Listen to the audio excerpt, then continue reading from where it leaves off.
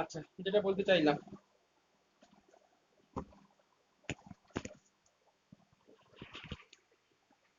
হ্যাঁ লাস্ট লাইনটা আরেকবার বলে দিচ্ছি নিশ্চয়,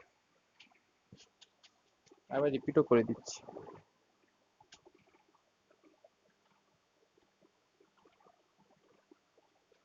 যেটা বলতে চাইলাম, যে একটা ডেফিনেশন বললাম, the non-null vector space formed by the eigenvectors of a matrix A, capital A, corresponding to an eigenvalue lambda, together with the null vector, is said to be the characteristic subspace corresponding to lambda. এইটুকু বলতে চাইলাম কি, একটা characteristic সাবস্পেসের একটা definition দেওয়া হয়েছে। ডেফিনেশনটা কি, ধরো তোমাকে একটা ম্যাট্রিক্স দিয়েছি, এ ম্যাট্রিক্স। এখন ওই ম্যাট্রিক্সের সাপোজ তিনখানা আইগেন ভ্যালু পেয়েছো, 2 1 4। এখন এই তুমি 2 আইগেন ভ্যালুর জন্য নিশ্চয়ই এরকম একটা ফিগারের সি অফ, এখানে কিছু একটা থাকে, সাপোজ 1 2 0 এরকম কিছু একটা পেয়েছো। এটাকে আমরা কি বলি? আইগেন ভেক্টর নিশ্চয়ই। কার আইগেন ভেক্টর? 2 আইগেন ভ্যালুর, 2 যে আইগেন ভ্যালু তার করসপন্ডিং আইগেন ভেক্টর। এখন সি বিলংস টু আর, তো সিটাকে যদি ভ্যারি করিয়ে দাও, রিয়াল নাম্বার নিয়ে নাও, তাহলে এগুলো একটা কলম ভেক্টর পাবে। এই কলম ভেক্টর গুলোকে একটা সেটের মধ্যে রেখে দাও, সাপোজ একটা নতুন একটা পি সেট নাম দিলে। এই পি সেটের মধ্যে কি গুলো থাকবে? এক একটা কলম ভেক্টর থাকবে। আর সেই কলম ভেক্টর গুলো কার আইগেন ভেক্টরস? ওই এ ম্যাট্রিক্সের 2 আইগেন ভ্যালুর জন্য আইগেন ভেক্টরস। ওই সমস্ত আইগেন ভেক্টরকে একটা সেটের মধ্যে ঢুকিয়ে দাও, ইনক্লুডিং এর সঙ্গে একটা 0 0 0 কম্পোনেন্ট এক্সট্রা নিয়ে নাও, তাহলে একটা নতুন সেট পাবে। ওই সেটটাকে বলছি ক্যারেক্টারিস্টিক সাবস্পেস। আবার রিপিট করে দিচ্ছি, যে একটা ম্যাট্রিক্স এ আছে, ওর যে কটা আইগেন ভ্যালু পাও, আমি যে কোনো একটা ফিক্সড করে নিলাম আইগেন ভ্যালু। সেই আইগেন ভ্যালুটা ওরা বলেছে ল্যামডা, আমি তর্কের খাতিরে ল্যামডা ইকুয়াল টু 2 বললাম। এখন ল্যামডা ইকুয়াল টু 2 এর জন্য একটা আইগেন ভেক্টর তো পাবে। এরকম আইগেন ভেক্টর গুলো থাকে, আমরা যদিও বলি একটা আইগেন ভেক্টর, বাট ওর সঙ্গে অসংখ্য আইগেন ভেক্টর থাকে, কারণ এর আগে সবসময় একটা করে স্কেলার মাল্টিপ্লিকেশন হয়েই থাকে। আর কেন থাকে তার উত্তর আমি দিয়েছি। তো এখন সিটাকে যদি ভ্যারি করিয়ে দাও, তাহলে এই কলম ভেক্টর গুলো অসংখ্য কলম ভেক্টর দেখতে পাবে। সেই অসংখ্য কলম ভেক্টর গুলোকে একটা সেটের মধ্যে ঢুকিয়ে দাও, এই সেটের মধ্যে সব কলম ভেক্টর, ইনফাইনাইট নাম্বার অফ কলম ভেক্টর থাকবে, এগুলোকে ঢুকিয়ে দাও। এই যে কলম ভেক্টর গুলো পাবে, এই কলম ভেক্টর গুলোর সঙ্গে কিন্তু 0 0 0 পাবে না। কেন পাবে না? কারণ আইগেন ভেক্টর ভেক্টর নন নাল ভেক্টর হয়। বাট আমি যেহেতু এটাকে একটা সাবস্পেস ফর্ম করতে চাইছি, তাহলে সাবস্পেসের মধ্যে অলওয়েজ কি নন নাল ভেক্টর থাকে। তো বাই ডিফল্ট আমি ইচ্ছে করে একটা 0 0 0 কম্পোনেন্ট শুধু ঢোকালাম, এই জন্যই কারণ পিটাকে একটা সাবস্পেস দেখানোর জন্য। কারণ তুমি যদি 0 0 0 না নিতে, তাহলে কিন্তু প্রথমেই কন্ট্রাডিক্ট করে যেত, পিটা একটা সাবস্পেস হবে না।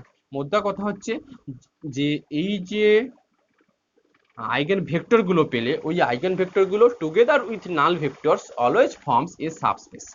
এই সাবস্পেসটাকে আমরা বলছি হচ্ছে কি, সাবস্পেস অফ আর3 বলাই যায়। এই সাবস্পেসটাকে আমরা বলবো হচ্ছে ক্যারেক্টারিস্টিক সাবস্পেস। স্নেহা ডেফিনেশনটা বোঝা গেল? স্নেহা ডেফিনেশনটা বুঝতে পারলে ক্যারেক্টারিস্টিক সাবস্পেসটা কি, যে নাল ভেক্টর যদি না নাও, নাল ভেক্টর যদি না নাও, তাহলে ক্যারেক্টারিস্টিক সাবস্পেস কোনো অস্তিত্বই থাকবে না। কারণ সাবস্পেসের মধ্যে তো আমাদের নাল কম্পোনেন্ট একটা নিতে হয়। আমি একটা নতুন ডেফিনেশন বানাচ্ছি, সেটা ক্যারেক্টারিস্টিক সাবস্পেস। এখন ক্যারেক্টারিস্টিক সাবস্পেসের মধ্যে তো আমাকে একটা তো নাল এলিমেন্ট ঢোকাতেই হবে। সেই নাল এলিমেন্টটা যদি তুমি না ঢোকাও, তাহলে তো এই ক্যারেক্টারিস্টিক সাবস্পেসের ডেফিনেশনই আসবে না। সাবস্পেস মানে তো অলওয়েজ একটা নন নাল ভেক্টর কন্টেন্ট করে থাকে। সৃজা, এখানে যেটা বলতে চাইলো, একটা ল্যামডার জন্য যে সমস্ত অসংখ্য আইগেন ভেক্টর পাবে, ওই অসংখ্য eigen vector together with a null vector 0 0 0 যদি 3 ডাইমেনশনাল হয় 0 0 0, এটা একটা অলওয়েজ সাবস্পেস ফর্ম করে। এই সাবস্পেসটাকে বলছি আমরা ক্যারেক্টারিস্টিক সাবস্পেস। আর কিছু লেখো।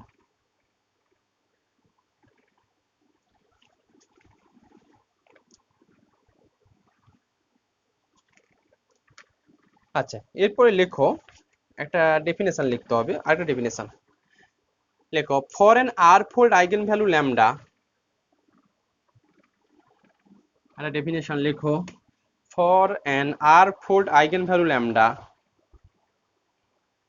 কমা দিলে R is called কমা দিয়ে লেখো r is called algebraic multiplicity of lambda and the rank of characteristic subspace আবার বলছি for an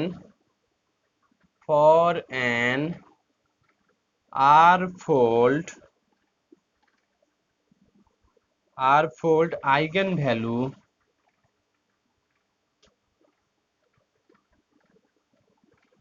lambda r is called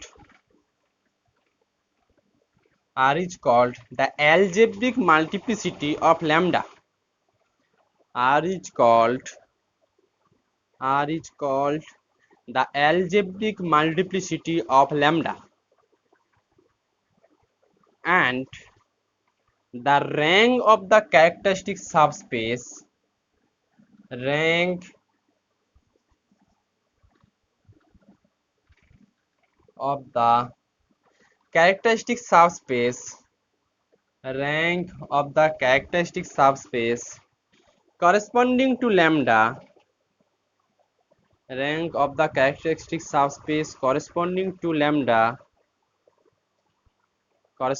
to lambda is called geometric multiplicity of lambda আবার বলছি the rank of the characteristic subspace আগে তোমাকে characteristic subspace ডেফিনেশনটা শিখিয়েছি rank of the characteristic subspace corresponding to lambda is called the algebraic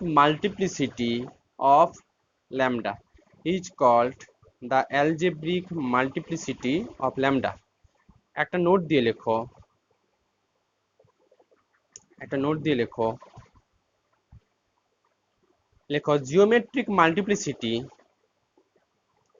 geometric multiplicity less or equal to algebraic multiplicity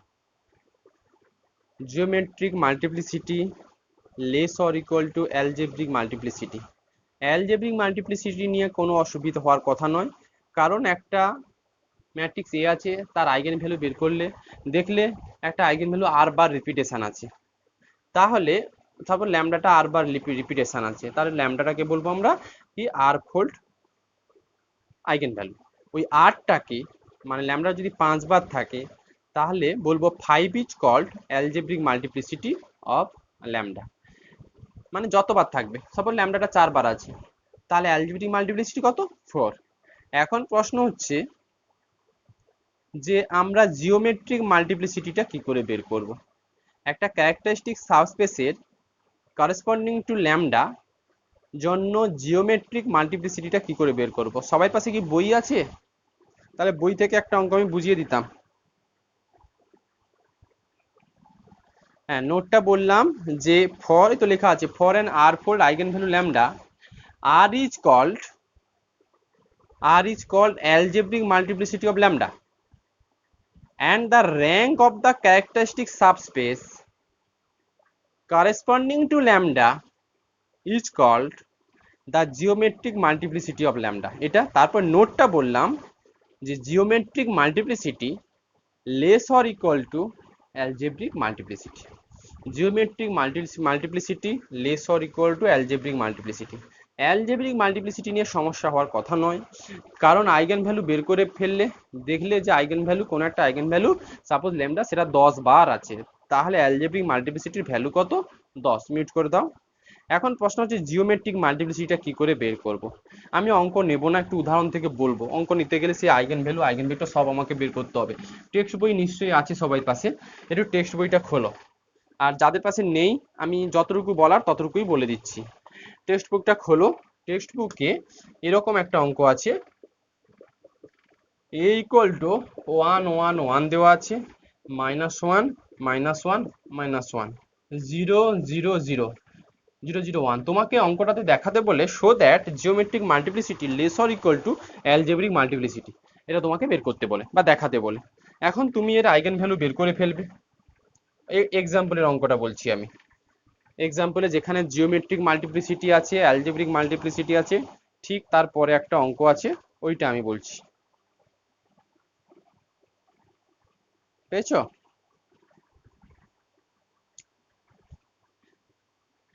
1 1 1 -1 -1 -1 0 0 1। তো obviously তাহলে এই অঙ্কটা solve করতে গেলে আমার আইগেন ভ্যালু চাই আর আইগেন ভেক্টর চাই। এখন তুমি আইগেন ভ্যালু বের করবে, সেই আইগেন ভ্যালু তুমি দেখতে পাবে 0 0 1 এটা। এখন দেখো তাহলে এই 0 0 1 এই জিরোটা কবার আছে? জাস্ট একবার, দুবার আছে। তার মানে আর ফোল্ড আইগেন ভ্যালু ল্যামডা, এটা টু ফোল্ড আইগেন ভ্যালু 0 হয়ে যাবে। কারণ ল্যামডা সমান 0, এটা কবার আছে? 2 টাইমস আছে। দেখো এই যে ল্যামডা 0 2 টাইমস। তার মানে অ্যালজেব্রিক মাল্টিপ্লিসিটি হিসেব মতো কত হয়ে যাবে? অ্যালজেব্রিক মাল্টিপ্লিসিটি হয়ে যাবে কত? 2। অ্যালজেব্রিক মাল্টিপ্লিসিটি পেতে গেলে আইগেন ভেক্টর না পেলেও চলবে, অনলি আইগেন ভ্যালু পেলেই আমরা অ্যালজেব্রিক মাল্টিপ্লিসিটি কত সেটুকু বলে দিতে পারবো। এখন আমার দরকার জিওমেট্রিক মাল্টিপ্লিসিটি। তো অবভিয়াসলি জিওমেট্রিক মাল্টিপ্লিসিটির জন্য আমাকে আইগেন ভেক্টরটুকু বের করতে হবে। কার জন্য আইগেন ভেক্টর বের করব? নিশ্চয়ই যেহেতু আমি কম্পেয়ার করছি অ্যালজেব্রিক মাল্টিপ্লিসিটি জিওমেট্রিক মাল্টিপ্লিসিটি, এটা ল্যামডা ইকুয়াল টু 0 এই আইগেন ভ্যালুর জন্য আমি বের করতে চাইছি। নিশ্চয়ই তাহলে 0 আইগেন ভ্যালুর জন্য ওর আইগেন ভেক্টরটা কত সেটুকু আমাকে বের করতে হবে। সেটা বইতেই দেওয়া আছে, C of 1 -1 0, where c is a non-zero real number. The rank of the characteristics, এইটা বলেছে যে দেখো স্নেহা বইটা আছে পাশে, সবাই পাশে আছে, বলেছে দেখো the rank of the characteristic subspace is 1। এই জিনিসটা কোত্থেকে বললো? ক্যারেক্টারিস্টিক সাবস্পেস কি রকম দেখতে সেটুকু আমরা জানি না, বাট এইটুকু বলতে পারি ক্যারেক্টারিস্টিক সাবস্পেসটা কোনো একটা ভেক্টরের স্প্যান করলে কিন্তু ক্যারেক্টারিস্টিক সাবস্পেসটা পেয়ে যাচ্ছ। স্নেহা সেটা কোন ভেক্টরকে স্প্যান করলে ক্যারেক্টারিস্টিক সাবস্পেস পাচ্ছ বলো তো? কোন ভেক্টরটাকে স্প্যান করলে ক্যারেক্টারিস্টিক সাবস্পেস পেয়ে যাচ্ছ স্নেহা?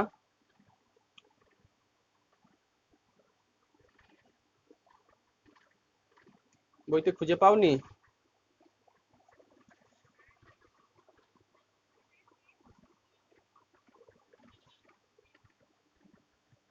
মানে এইটা বলতে চাইলাম, দেখো তুমি তো এই রকম ওয়ালা একটা জিনিস পেয়েছো যে ক্যারেক্টারিস্টিক সাবস্পেস, আমি প্রথম থেকে বলেছি যে C1 C2 Cn গুলোকে ভ্যারি করলে এক একটা ক্যারেক্টারিস্টিক মানে ভ্যারি করলে অসংখ্য ভেক্টর পাবে, ওইগুলোকে একটা সেটের মধ্যে রেখে দাও, ওর সঙ্গে একটা ইনক্লুড 0 0 0 দিয়ে দাও। 0 0 0 দিয়ে দিলে যে সেটটা পাবে ওটা ক্যারেক্টারিস্টিক সাবস্পেস। এখন ক্যারেক্টারিস্টিক সাবস্পেসের তো আমরা ডাইমেনশন শিখেছি, হ্যাঁ কি না? সাবস্পেসের তো ডাইমেনশন শিখেছি, ওই যে সাবস্পেসের ডাইমেনশনটাকে এখানে র্যাঙ্ক অফ ক্যারেক্টারিস্টিক র্যাঙ্ক বলেছি, আর কিছু নয়। তোমার মাথাতে প্রশ্ন আসবে আমরা তো যত অঙ্ক করেছি সাবস্পেসের কি শিখেছি? সাবস্পেসের হচ্ছে ডাইমেনশন শিখেছি। এখানে র্যাঙ্ক কি? র্যাঙ্ক আর ক্যারেক্টারিস্টিক সাবস্পেসের র্যাঙ্ক ডাইমেনশন একই কনসেপ্ট নেওয়া হয়। তো আমরা কি করে তাহলে ডাইমেনশন বা র্যাঙ্কটুকু বের করব একটা সাবস্পেসের? একটা সাবস্পেসের র্যাঙ্ক বের করতে গেলে, র্যাঙ্ক ছেড়ে দাও, ডাইমেনশন যদি বের করতে হয় আমরা ওর একটা কি বের করি? কি বের করি? বেসিস বের করি। বেসিস বের করতে গেলে নিশ্চয়ই হ্যাঁ বেসিস, বেসিস বের করতে গেলে আমাদের হচ্ছে সাপোজ এসটাকে বেসিস হলে এল এস ইকুয়াল টু কাকে ফেরায়? যদি ভি কে ফেরায়, আর এসটা যদি লিনিয়ারলি ইন্ডিপেন্ডেন্ট হয়ে যায় তাহলে কিন্তু আমরা বলে দিই এসটা বেসিস। এখন একটু ভেবে বলো ক্যারেক্টারিস্টিক সাবস্পেসটা কোন ভেক্টরটাকে স্প্যান করলে পুরো ক্যারেক্টারিস্টিক সাবস্পেসটা পাবে?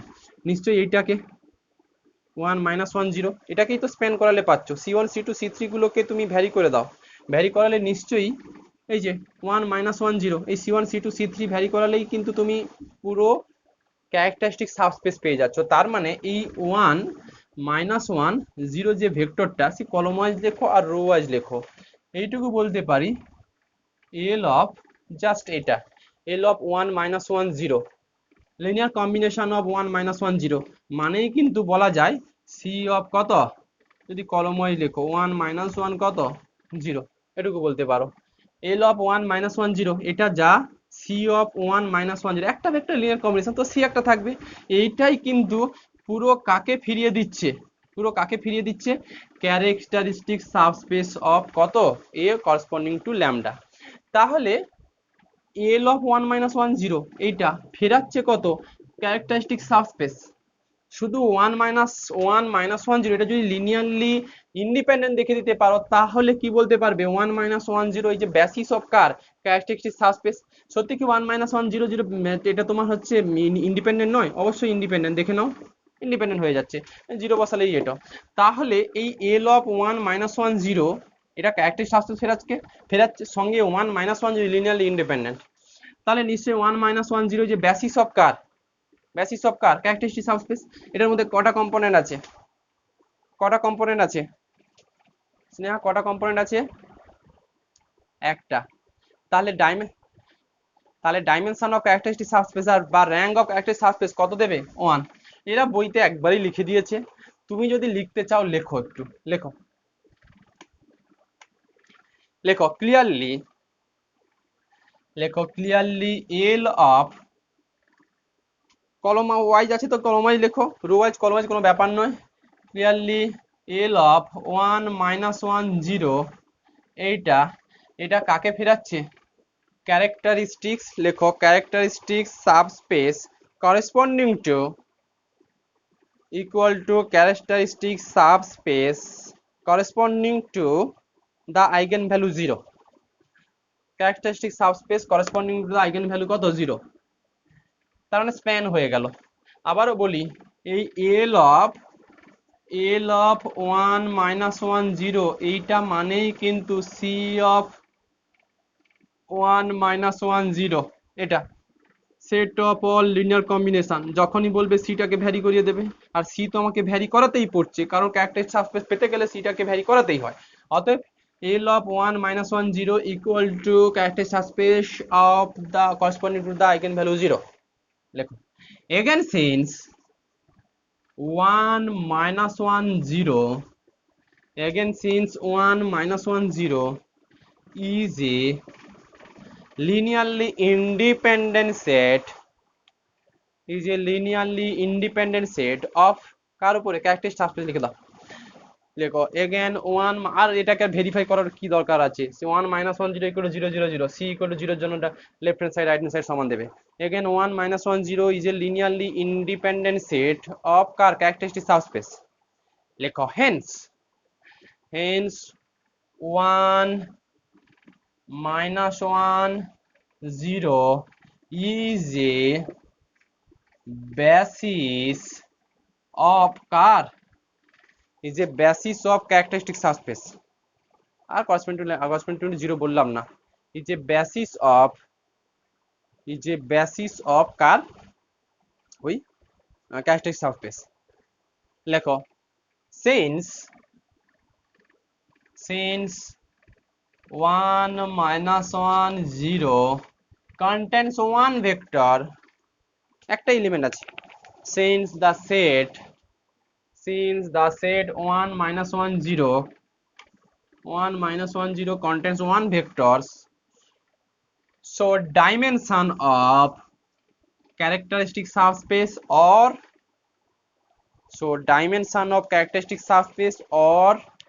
rank of characteristic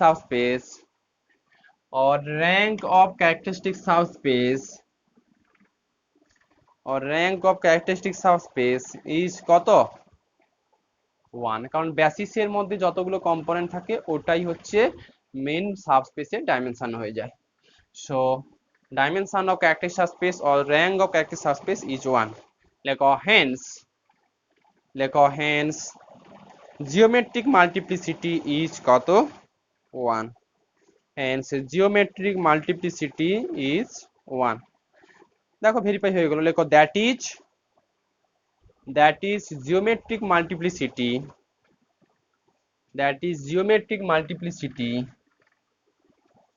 less or equal to algebraic multiplicity।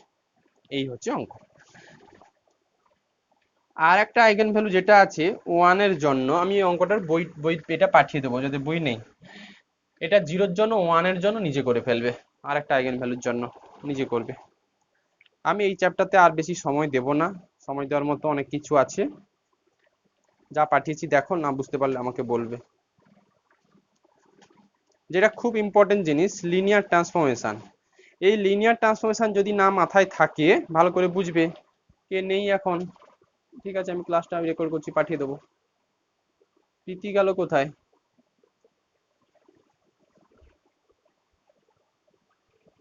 দেখো, লিনিয়ার ট্রান্সফরমেশন ভালো, খুব ইম্পর্টেন্ট জিনিস। মানে আর এই এক্সটেনশন অনেক জায়গায় পাবে। ফিফথ সেম লিনিয়ার ট্রান্সফরমেশনের উপর পুরো কাজ হয়। লেখো,